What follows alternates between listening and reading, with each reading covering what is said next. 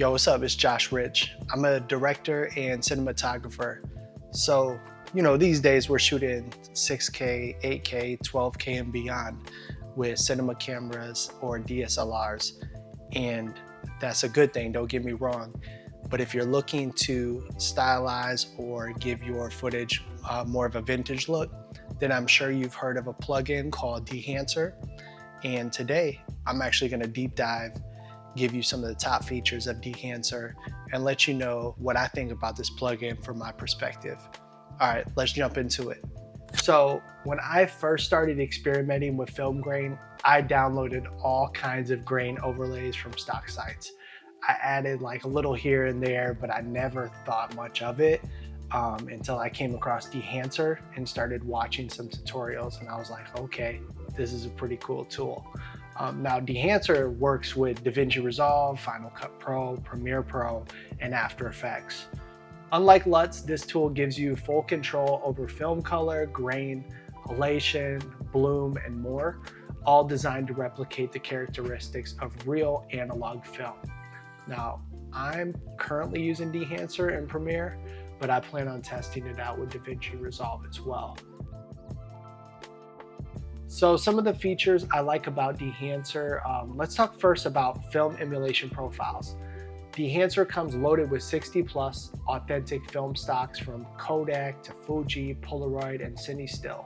What's cool is that I can bring in log or raw footage, apply a film stock to develop a look, or even combine multiple film stocks or something just unique. Each film stock is captured at 3 different exposures, and you can push or pull different things and get countless variations in between. So before going any further, I should mention I apply Dehancer on a separate adjustment layer and sometimes dial back the opacity, but keep in mind I've only been using it for about a month. So I just add a little here, take away a little there, and whatever looks good in my eyes. Again, color grading and editing and all that is going to be nuanced to what looks good to you. So the second feature is the film grain and texture. What I was talking about earlier is, unlike the fake grain overlays, Dehancer gives you true organic grain that reacts to your image, letting you control the intensity, size, and roughness for the realistic film texture. So I'm going to show you a little bit in the difference between both of these, so you can see the Dehancer grain, and then you could also see just some of the stock grain that I've downloaded before in the past. So let's talk about halation and bloom. They're subtle but game-changing if you're going for that true filmic look. They replicate that red glow around the highlights. It's really cool. It's something that you see in old movies, but it's hard to figure out how they actually made it happen. But the halation is really cool for that. The bloom is good because sometimes I go on set and I'll use like a Tiffin filter, and sometimes you don't want that image to be fully baked in like that. So the bloom allows you to add on that similar feature that your Tiffin filters will give you in the field. A fourth feature is going to be the Overscan.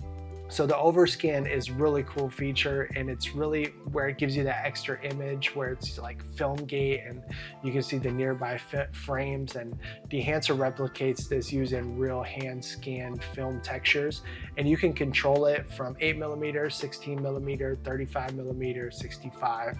It's just a really cool thing that I like to play around with. So I'm touched on a few things on this video today. There's so much more I could go into, but you're probably asking, is this the right plugin for you? And the big question is like, Dehancer worth it, and how much does it cost? From my point of view, I think Dehancer hits the sweet spot for experienced colorists, editors, and cinematographers. It's kind of like when you're stuck in an edit or a creative block and you find that one new lens or tool that reignites your excitement. To be honest, you could get in that block and pick something up, and then you're back on board about, ready to create and stuff like that. And that happens to all of us. That's how I feel about Dehancer. And as far as the pricing and my final thoughts, Dehancer isn't the cheapest plugin, but considering the levels of control and realism, it's worth the investment.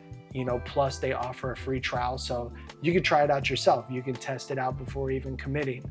If you're serious about color grading and want an authentic film look without shooting actual film, this is one of the best plugins on the market, because you could really take away that digital edge that you get from a lot of these cinema cameras and make it soften up within Dehancer. And you got so many other features beyond like the ones that I've listed in this video. And if you want to save money as well, you can drop a comment below and I'll send you my promo code to unlock a discount. Thanks for watching this video. Hopefully this tutorial was beneficial to you. If you've used Dehancer, make sure that you leave a comment below. And also, if you'd like to see more tutorials or deep dives like this, let me know as well. Make sure that you like and subscribe, and I hope this video helped you with looking at this tool, Dehancer. All right, peace.